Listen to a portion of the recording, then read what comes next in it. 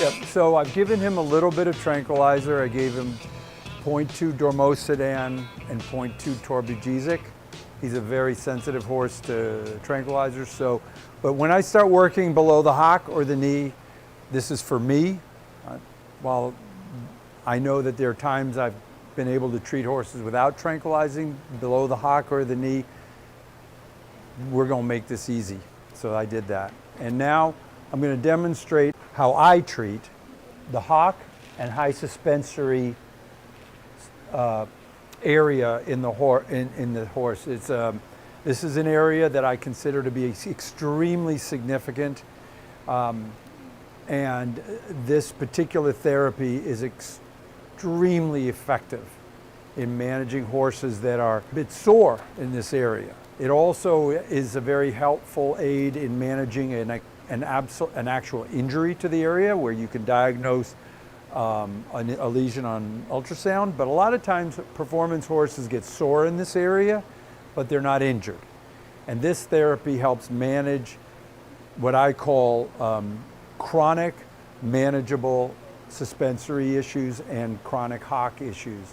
So the insertion of the high suspensory, you access it through the medial aspect just below the chestnut here, and we go in this direction. We're treating an area that's approximately 1.5 inches deep, which is 30 to 40, it's 30 to 40 millimeters in depth. I'm going to choose the 40 depth offset.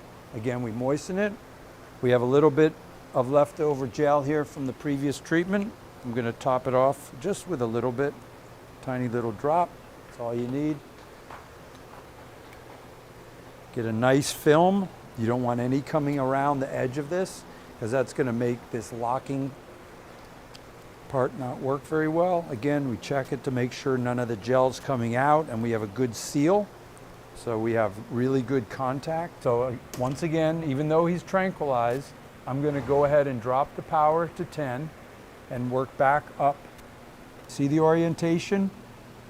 If I'm treating like this, I'm not going to reach the insertion of the high suspensory. Okay.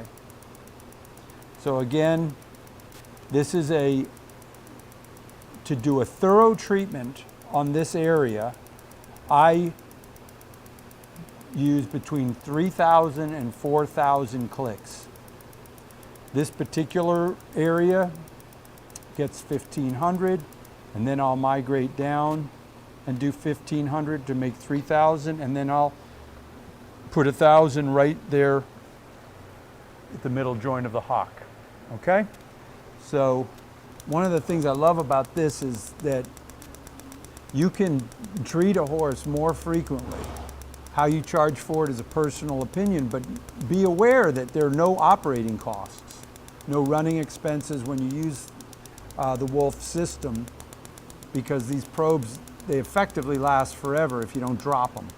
I generally don't treat more than once a week, but on a horse that has a really sore back or issues rehabilitating from a suspensory injury, sometimes I'll go every week for a couple of weeks. Okay, so that's 1,500 clicks there. So now I'm going to migrate down. In this part of the suspensory, if you want to be completely thorough, you can treat from the lateral aspect, but as you know, it's much easier to get behind the splint bone from the medial side than the lateral side. And shockwave therapy does not penetrate bone. It doesn't pass through bone.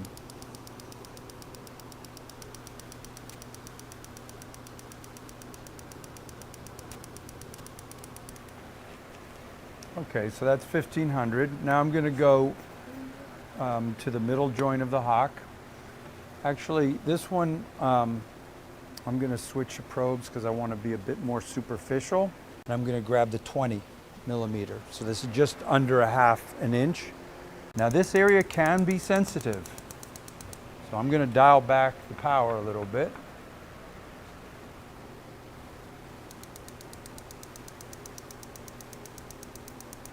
One of the misconceptions about shockwave therapy is you've got to have it cranked up as high as it can go for it to work. That's not true. So this counter, it's set up to stop every 4,000 clicks. That's just to help the administrator keep track. All you have to do is hit the trigger again, and then it'll start again. So okay, so now just for reference point, I'm not going to spend a lot of time with this, but again, if I was concentrating on the lower joint of the hock, I would prepare this area again with the 20 millimeter offset. You're good. I would orient the probe in this way, just like you'd orient your needle, and I put 2,000 clicks there.